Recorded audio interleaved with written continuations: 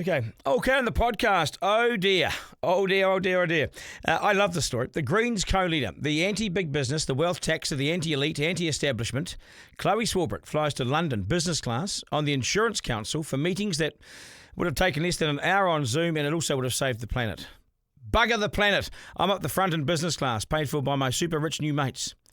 My panel will join me shortly to discuss all this. Morris Williamson and Ashley Church, and they'll rip into this, so let's go. Are we paying these people to front up, or are we paying them to fly to Wellington to eat their lunch? Should you really lose your career for refusing to take part in a 90-minute lesson about Māori culture? This government doesn't actually have any idea how to get economic growth. Show us what you made of, Prime Minister. Editor-in-Chief with Duncan Garner. Duncan Garner, Editor-in-Chief, proudly sponsored by the Brothers Green. Unlock the innate power of New Zealand botanicals to support your mobility. Try the Brothers Green New Zealand Move Joint Support Tonic and join over 20,000 other Kiwis experiencing easier movement. For as little as $1 a day, you too can experience the power of New Zealand hemp seed oil for your joint health. Head to brothersgreen.co and use code DG20 at the checkout for 20% off your first order. It's a good one. Always read the label. Take as directed. Supplementary, of course, to a balanced diet. The Brothers Green, Christchurch. Okay, g'day, welcome to Duncan Garner, Editor-in-Chief. Nice to have you here. Please subscribe. And thank you to the Brothers Green, of course, in Christchurch for backing the podcast. And thank you for subscribing. Welcome, Mike McGeegan from Christchurch, our latest subscriber, paying $7.99 a month for the extra content. He writes to me this morning, "Hi, Duncan, thanks for your daily dose of reality. I've just subscribed to your podcast as we need to keep airing these topics that are often too sensitive for the mainstream woke media. I actually thought you were a lefty when I met you during a Helen Clark walkthrough at a Christchurch printing company back in the day. But I'm warming to you. Keep up the good work. Cheers, Mike." Thanks, Mike. You're warming to me. Good on you, mate. I appreciate it. And thank you for subscribing and paying that money. My panel will join me shortly, but first, old mate Chloe. Let's go. It's the Slam Dunk. Okay, the Green Queen has taken the corporate throne at 30,000 feet. Let's not beat around the organic carbon neutral bush on this. Chloe Swarbrick has just detonated her own political credibility. And not with a bang, but with a ka-ching of a business class ticket funded by corporate New Zealand. Don't you love this? The self-styled warrior for the planet, battler for the poor and the sworn enemy of big business has just climbed aboard a fully reclining leather seat to London, paid for by the bloody Insurance Council of New Zealand. Yes, the same industry that rakes in record profits after every natural disaster jacks up your premiums, right now actually they're doing that, and lobbies against climate regulation behind closed doors. Actually paid for by the mums and dads right across the country who just had their premiums go up to pay for this seat that Chloe Swarbrick took to London. While you've worked across the school holidays and faced the children demanding to do something, Chloe Swarbrick swanned off on big business with her back seat on the business class leather heading to Heathrow to gas bag with the elites. What happened to Zoom? Do we still have that sort of technology around? Yes, we do. Well, my guys are saying so. What happened to all the AI? If you're so damn principled, why fly at all? Lecture us and tell us to take trains and buses. This is just hypocrisy. This isn't just hypocrisy. It's elite-level, gold-plated, Dom Perignon dripping betrayal. I'm shocked to the bone on this. For years, Swarbrick has built her political brand on being the outsider, the truth teller, the only one who speaks truth to power. She's ridiculed politicians for cozying up to corporates. She's shamed climate offenders. She's told working-class Kiwis to tighten their belts, live smaller, drive less, fly less, consume less, even carpool. Car share, carless days. Shame on you for flying.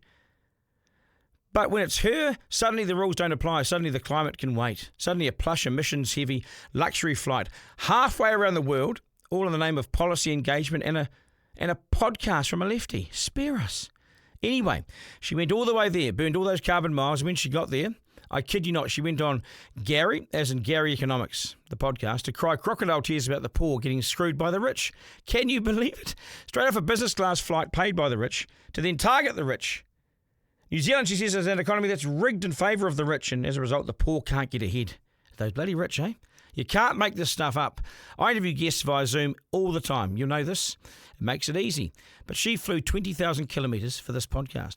I love and adore my country. Obviously, I wouldn't do what I do if I didn't. And I think that we, like so many other countries, have an amazing pool of phenomenal people who are incredibly hardworking, incredibly creative and incredibly talented.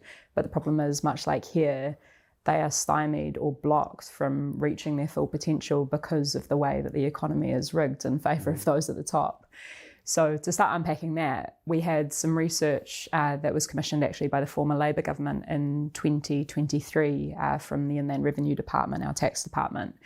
And what that showed is that at that point in time, the wealthiest 311 households had a combined wealth of approximately $85 billion. That was more than the bottom 2.5 million New Zealanders combined. Bear in mind, Which this is is in a more than country. half the population. Yeah, this is a country of 5 million people. So that kind of stratification of wealth, right, was exposed not just to be kind of an accident or something that just happened. It is a direct consequence of what that report also exposed, which is that we have a tax system that sees those at the top pay an effective tax rate less than half of that of the average New Zealander. And that goes to the core of what you're always talking about, which is that those who are at the top are able to arrange their finances in such a way because they have access to accountants and lawyers and otherwise, where wealth just kind of begets wealth and it accumulates because they're able to sit on that pile of treasure, whereas regular working people are paying income tax as they go. Yeah. So this is resulting very clearly in a backsliding of the quality of life and a massive increase in the cost of living for regular hardworking people. And I think that really contradicts the egalitarian ideas that we have, not only of other people projecting onto Aotearoa New Zealand, but also that we even have of ourselves, right? Okay. And I think that, another really important point is that we are an outlier in the OECD as the only country in the OECD that doesn't have a form of wealth tax, inheritance tax, or even a capital gains tax or stamp duty. None of any of those? None of those. Okay. And the political debate is so bloody constrained. It is so frustrating. Oh, I just flew with the elite. Now I'm putting the boot in and I'm coming home to tax it as soon as I'm finished up here in the UK. Who travels 20,000 Ks to meet some insurance guys and do a podcast interview? You don't get to moralise from the pulpit about climate collapse and then torch a few tonnes of jet fuel so you can sip champagne and network with global insurance executives. You don't get to decry inequality and slide into a $12,000 one-way leather seat with corporate cash picking up the tab. This is exactly the kind of elite backroom dealing, double-standard politics that Swarbrick claimed she was elected to tear down. But here she is, just another suit and a tailored jacket flying high on corporate goodwill while telling you to carpool, telling Lockie to carpool, telling Brodie to carpool, get the bus, and she's flying high. She talks like Greta, but travels like Gwyneth.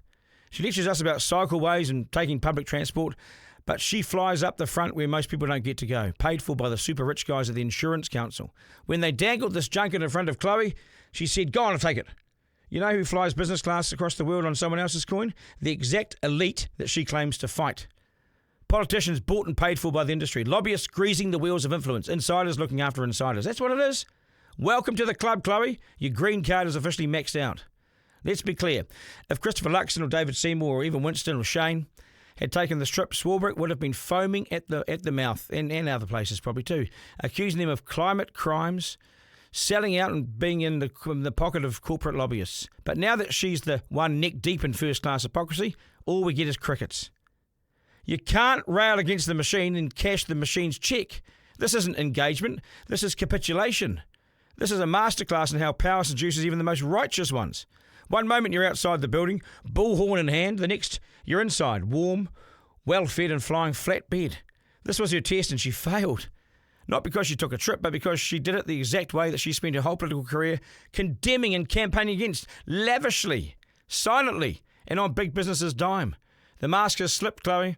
The rebel is a jet setter now. The people's politician has joined the club, and it's not the public that's paying for her seat anymore. It's the suits. And they don't fund nothing for nothing, Chlöe. Editor-in-Chief with Duncan Garner. Okay, let's bring in my panel. Big week, electricity market reforms, earthquake common sense, Te Pāti Māori breaking up, and Chlöe. Let's start there. Morris Williams and Ashley Church with us. G'day, guys. Nice to see you. G'day, mate. Ashley, might kick it off with you. So your mate, old mate Chloe Swarbrick, flies business class on the Insurance Council. Or People's Premiums, probably. Goes to London. What a nice little gig. Yeah, so a few things. Firstly, the word hypocrisy comes to mind. This is the campaigner who gets onto the New Zealand stage and bleats at us about climate change and the need to move away from fossil fuels and the evil that fossil fuels foist upon us, who's quite happy to get on a plane and fly first class, not just fly, but fly first class to the other side of the planet. Now, I need to say in respect of business class or first class, whatever you want to call it, just in the interest of transparency, with one exception, which was I was upgraded some years ago on a trip to New York at Air New Zealand's cost, so it didn't cost me anything. I have never flown business class. And the reason for that is I think it's an extravagance. I understand that there are certain circumstances where it might be necessary. Somebody who's, for example, traveling to an important meeting where they need to be fresh, get off the plane and be fresh and ready for that meeting. But in most circumstances, I think it's just a bit of a rort on the part of the wealthy. And it might surprise you to hear me say that. And Chloe certainly wasn't in that position of being somebody who was so important that she needed to be fresh and ready for that meeting. It was basically a wrought seminar that was being paid for by a party in New Zealand that she was just attending. She wasn't one of the speakers. So this, for me, rings true with hypocrisy. It's an indication of the real motivations of this woman and where she's really coming from, and the difference between do what I say, not what I do. But the irony of it all, or the sad part of it all, is that this one won't make absolutely no difference, guys, to her support base. Her supporters love it. They think she's absolutely wonderful. The cult of Chloe, they won't care that she flew first class and it was paid for by the Insurance Council of New Zealand. They will continue to support her in their droves. Yeah, and Morris, I'll get your take on this because she hops off the plane, does a podcast with a guy called Gary from Gary Economics, where she says the poor in New Zealand are being kept behind on purpose because the system's rigged in favour of the rich. So she flies by the rich and then nails them when she gets there. You can't make this stuff up. Oh, look, Ashley nailed it with the hypocrisy thing. And the one I love is to do with the influence that a private trip will have. Whenever somebody from the centre-right goes away and is paid for by the Mont Pelerin Society or whatever, the left will come swinging out of their tree and saying, you see, they're being influenced and directed, and all the things they'll do in government will be because they're being told. Away, but it has no impact on my thinking on insurance or legislation that might be. So they're obviously got some sort of immunity. They can put a wall up, but people from the centre right can't. Duncan, I got to tell you about one of the fabulous cartoons I remember seeing during COP26. COP, it's the biggest waste of time. Everyone gets together, have big talk fests. Joe Biden flew in and had so many 1,000 tons of carbon go into the air because of the huge ship. But the cartoon I saw was two very long lines of private jets all parked in the alleyway there, and people are coming down the staircases and running, and one woman's turning to the other, quick, we've got to get in there. Greta's speaking in a few minutes. They're all coming off their private jets to go to Greta Thunberg's speech. It's the hypocrisy of this lot. It's just shocking. Yeah, they tell us to carpool and get into the cycleways, and they literally they fine you for going in bus lanes and cars and all sorts of things, right? And so yet they are welcome to be different to us and fly beautifully up the front, and it doesn't affect them. I'm sorry, it's hypocrisy, and you're right, Ashley did nail it. It's nothing but hypocrisy. Right. It's the sort of thing most fathers are guilty of with their sons. Don't do as I say, not as I do. And I don't know. I think you're right, Ashley. She won't be affected by this at all. No. As I say, it's the cult of Chloe. And those that support her in their droves, as they have a want to do, will continue to do so, and this will somehow be explained away and seen as a nasty attack by the right. It'll be good for people like Morris, who used to be in Parliament, but they can just sit there and bang their desks. So I can imagine Morris doing this and give her absolute bananas in Parliament. Hey, what do you make of it? Because you're allowed to use the word hypocrite. If you use the word hypocrite in Parliament, the Speaker will throw you out. That's right. Hey, the earthquake stuff. We keep referring to a word that begins with H and all that sort of... That's right. Didn't know that. No, it's a banned word. You cannot use hypocrite or hypocrisy against another member. You use it and the Speaker will make you withdraw and apologise, and if you don't, you're out. Hey, the earthquake stuff's that makes sense, because otherwise it would be used so often that they wouldn't talk about anything else. It'd be H-bombs everywhere. It'd be the only phrase. Actually, the earthquake stuff's common sense, isn't it? Just to move into that direction, because it just makes sense, doesn't it? So this is something I've been looking at over the last couple of days, and this comes on the back, Duncan, of some pretty clever and smart changes to sick leave a couple of weeks ago from Brooke Van Velden from ACT. So there's been a succession of legislation that's sort of quietly passing through Parliament, but this one's really interesting. So the amendment to the to the Earthquake Risk Act, I think, was enacted in 2017 on the back of some pretty hideous events, obviously, that are taking place in Christchurch and other parts of the country. And it was kind of a sledgehammer designed to crack a walnut. It was done with the best of intentions, but basically what it did is it introduced these things called NBSs, National Building Standards, and it placed pretty onerous requirements on the owners of buildings that were deemed at that stage of being earthquake risks. And with that obviously came some fairly significant potential costs as well. Most of which meant that you couldn't get reinsurance unless you'd actually put those measures in place. What these changes that Chris Pink has introduced have done basically is they've taken a far more pragmatic approach, and a couple of things have happened. The first one is that about 55% of the buildings that were affected by this legislation are going to come off this register. So basically the government's now saying you're not affected.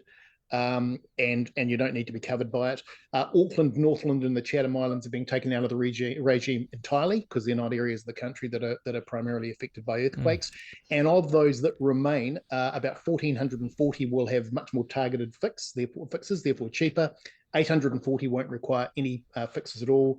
And just 80, I think, of that total number will still require a full retrofit. So clever legislation, good stuff, really doesn't get enough attention. It's the kind of thing that, slips under the cracks and perhaps we don't give enough appreciation. What I like about this stuff that Bashi's brought up, Morris, is that so often governments get in their lives because they're adding regulation and red tape and all that sort of stuff, and it just bogs you down. You can't make any progress. This is some of the best news I've heard in a long time because it takes away responsibility, cost and regulation that you simply don't need. It is common sense. You wouldn't have got it from another government. You only could get it from this one, I reckon. Can I tell you that I reckon Chris Pink is shaping up to be one of the very best ministers that the whole team's got. Everything he is doing along the way, building materials and products and licensed building practitioners able to self-certify and so on. I reckon he is an absolute little gold nugget, and I think he'll be very next into the cabinet when there's a reshuffle, without doubt. I really like him. Yeah. Duncan, one of the problems you always face when you're a minister is you get all of the advice from the other side which says, if you don't do this and a really bad event occurs, then people will die and it will be your fault. Do you want that on your conscience? And then you've got to go back and say, yes, but what's the probability of that? If it's going to be 1 in a million years or something, it's not even on the radar. If it's going to be 1 every second week, you've got to do something about it. Yeah. I can tell you this was the big fight that's gone on in the road space about speed limits. We've got to bring speed limits down because people are getting killed on the road. But the more you bring the speed limits down, the more you add cost to the economy with delays and all sorts of other things. So it should be safety at reasonable cost, not safety at any cost. Because I gave a speech once to, I think it was the Automobile Association in Rotorua. I said, I can actually get the road toll to 0. And they all looked up from their desk, shocked. What? I said, I just set the speed limit to 5 kilometres an hour. A man with a little red flag has to walk in front tooting a horn, and I'll be able to go to international conferences worldwide and say nobody dies on New Zealand's road. Nobody. The economy's completely bankrupt. The International Monetary Fund's had to come in and rescue us, but nobody dies. So that's how silly you can get with these risk-based things. You've got to have safety at reasonable cost. What Chris Pink has said went too far. We've got the evidence now that a whole lot of buildings that were not at risk and the chances of an earthquake bringing them down, killing people, there's still a chance. Of course. But again, there's a chance of anything. We could get hit by a meteorite and completely obliterated off the planet. So what should we do about that? He's actually used a really pragmatic set of measures, got in place something, and I think all power to his arm.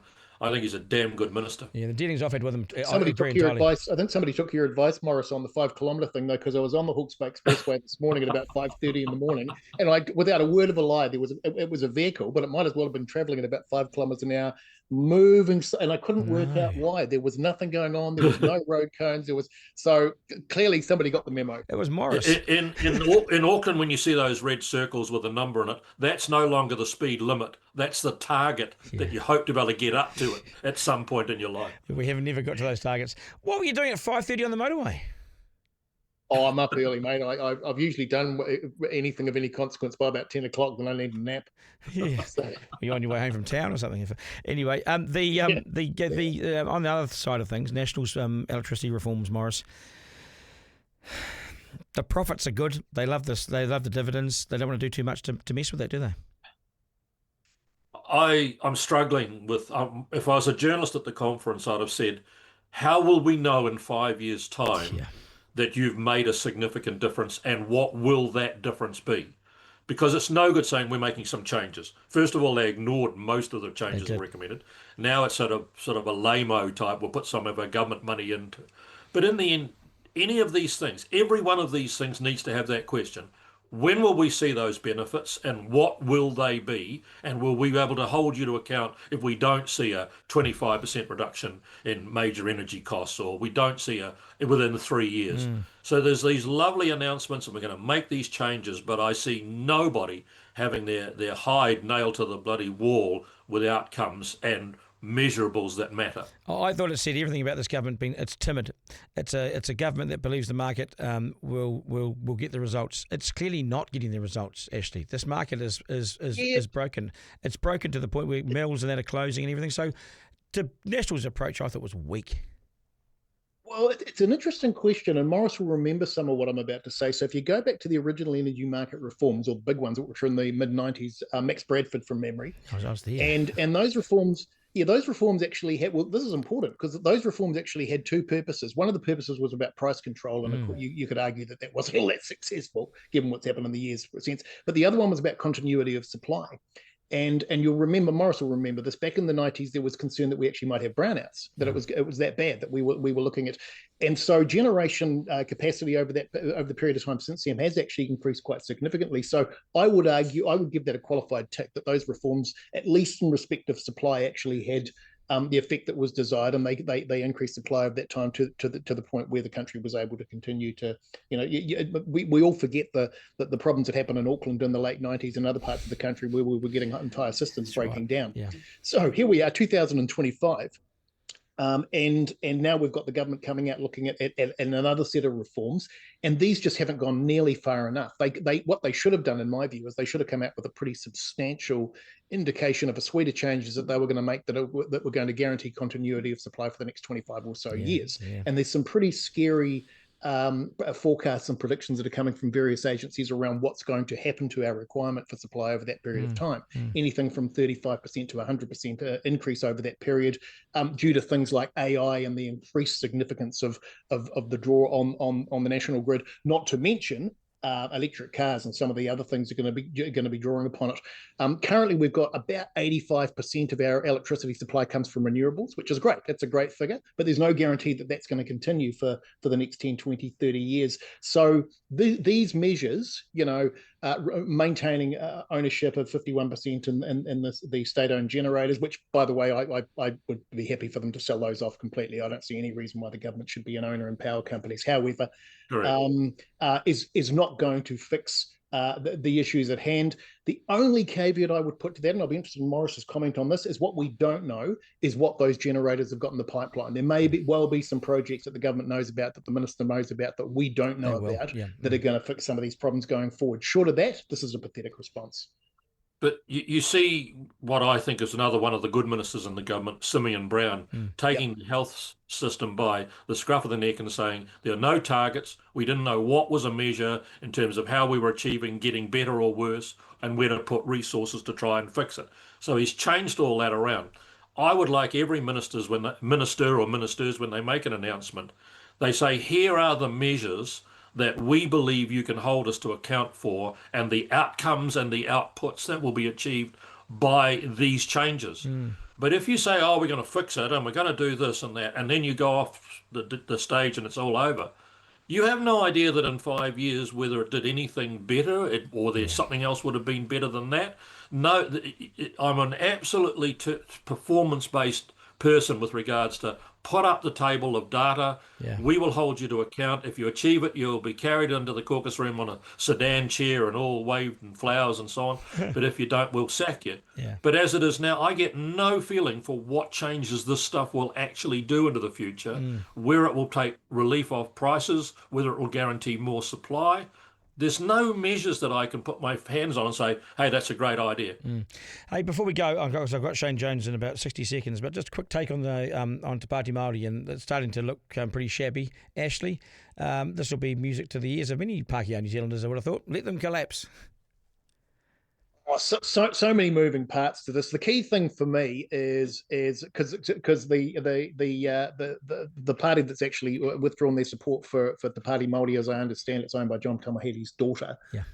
who's the president of the Māori Party. So I'm not quite sure how that works. Look, the key thing here, the key takeaway for the public is every single poll that's come out since the election, and there's been quite a number that have indicated that the left could possibly form a government at the next election, but every single one of those polls, and that Labour would require the support of both the Greens and the Māori Party. And if the Māori Party aren't going to be fit for government, as Hipkins has currently indicated, then there's no government to be formed here. So the public need to be very, very aware that not only is this an interesting spectacle, but that this directly impacts on the governance of this country over the next few months as we look toward the next election. So this is a nightmare. Hipkins has got wriggle room in that statement, though. He doesn't need them in cabinet. He just needs their support, Morris. Yeah, but for a group who are really quick off the mark to use the racist label, you say anything they don't like, well, you're a racist. And here's this nut job, I can't even remember his name, saying, if you're going to be helping people and campaigning for them in the Maori Party, you have to be Maori. Yeah, bullshit. Yeah. And I thought, well, that's interesting. How do you know if someone is Maori? How do you know that? Okay, because David Seymour is Maori. I can't tell by looking at him. So is he saying, well, you'd have to have some sort of genetic testing, and unless you had a certain level of genes that were Maori, you wouldn't be able to go campaigning in a Maori? Is that what he's saying? I mean, it's lunacy, and it's the worst racism going, and even their leadership said, oh, we're calling that out and we're asking him to withdraw. But he doesn't, and they deserve everything that's coming to them. I agree. Delighted. I have a question. It's probably of you, Duncan, because I think you're quite informed on this. So the chairman of Te Tiriti, Eru Kapakingi, has described the leadership of the Māori Party as problematic and effectively a dictatorship model. Yes. What I don't know is what that means. Is he suggesting a different form of dictatorship, or is he saying that they need to be more in line with parliamentary protocols? He's saying that because I haven't been able to find. His mother was demoted as the whip. So his mum's the whip for the party. Right. Mari Mino Kapakingi, she's been demoted. His son's been loyal and just saying, F you. This is what that's about? That's what it's all about. It's personal. Yeah. Okay, it's Utu. And it's Utu and it's breaking up. I'll leave it there, guys. I got Shane coming. It's such a tragedy. I am so shocked. Yeah, yes, I know. We have a moment of silence for the Te Pāti Māori. Not too much of a moment, just 1 second. That'll do. Okay, guys, catch you, eh? Thanks so much again. See you next week. Awesome. Okay, time for Letters to the Editor. This is a reasonably long one, but I want to get through it. Duncan, just listen to your podcast about Tokoroa and the recent job losses announcement. Just want to send an email to say thank you for highlighting our community story, and you hit everything right on the head. I was born and raised here in Tokoroa. All my great-grandfathers came from the Cook Islands to work in these mills, and they and their families were afforded great opportunities over the years. They built homes, built our churches, supported their families both here and, of course, in the Cooks. And they taught us the value of hard work. Through their sacrifice, I've been afforded the opportunity to gain higher education and come back and contribute to my community by working in the community, leading one of the larger NGOs in the district for close on 10 years. Just to add to your points on Wellington letting us down, I couldn't agree more. It also doesn't help when the dipsticks the major parties have coordinating on a local level are just as out of touch as those in Wellington. Take the Labour Party. They've yet to put up a proper candidate in our electorate since the days of Mark Burton. It's like they see the electorate as a dead loss, so they don't bother doing the hard yards to rebuild their base here. If they don't care about us, do they even care about other regional communities across the country? The answer is no. Then we have National, who has had an MP in our electorate who makes the odd visit now and again. I do happen to have a good relationship with her, as we've worked on some key projects in the past. But seriously, a dead duck could have seen the writing on the wall for the industry. And yet there's been no action. Then there's our local council that likely needs a complete clean-out and reset both on the governance and operational side, although they probably have made more of an impact in the last 6 months than they have in the last 6 years. But it may be too little too late for our current mayor, who isn't popular. Time will tell. I just want to highlight also that companies like Carter Holt Harvey and OJI are not all innocent in this. I understand the energy price is a large factor in global demand, the economy of it all, etc. I get all that, but these mills are pushing 70 years old. The companies haven't exactly kept up with the times in regard to technology and maintenance and upgrading of equipment. They've just been slashing, burning and cutting jobs over the last 10 years and not addressing the root cause of their financial issues. In Carter Holt Harvey's case, it comes down to the quality of the plywood as well as the cost of production. The Tokoroa mill was once the gold standard for plywood, but over the years it's slipped so far down that I bet the owners and directors wouldn't even use the plywood to build their own homes. This isn't just on the workers, but it goes back to the ancient equipment, the lack of investment in regularly upskilling the workforce to keep up with technology. This is what these companies have neglected to address, and what we have now is a culmination of these operational issues, as well as the external factors and the lack of government and community collaboration to come up with decent solutions. That's my rant. Anyway, Duncan, I'm leading the Reimagine Tokoroa project, and I'd like to get you involved if you can. Please get in touch with me. Really appreciate it. And the letter goes on. But I do appreciate you getting in touch with us. Can I get involved with the Reimagine Tokoroa? I probably can, actually. It's not that far from where I am. So I'll be in touch. You say to me, you listen regularly. You appreciate the ability to report the story as it is. I appreciate that feedback. And thank you for highlighting Tokoroa. Also, great guest on the podcast tonight too. Thank you very much. That's us, folks. Don't forget for all you subscribers paying the $7.99. That content is out. It's all in there. Just done an interview with Shane Jones on the electricity market reforms. That's in there too. My latest newsletter. It's all there. Text 35988 to subscribe. That's $7.99 a month. Thank you, Brody. Thank you, Lockie. Let's do it again Monday. No dress rehearsal. No curtain raiser. This is your life. Otherwise, it's lights out. Good night. Editor-in-Chief with Duncan Garner. Thanks for listening to this episode of Duncan Garner, Editor-in-Chief, sponsored by the Brothers Green. Feed your gut what it needs. Digest Gut Health Protein Powder. I use it myself. It supports natural digestion and gut health. Made with premium Canterbury-grown hemp powder and a unique blend of active kiwifruit enzyme powder and kiwifruit skin extract, offering natural prebiotics and a nutrient-rich profile to complement a balanced lifestyle. Always read the label. Take as directed. Supplementary, of course, to a balanced diet. The Brothers Green, Christchurch.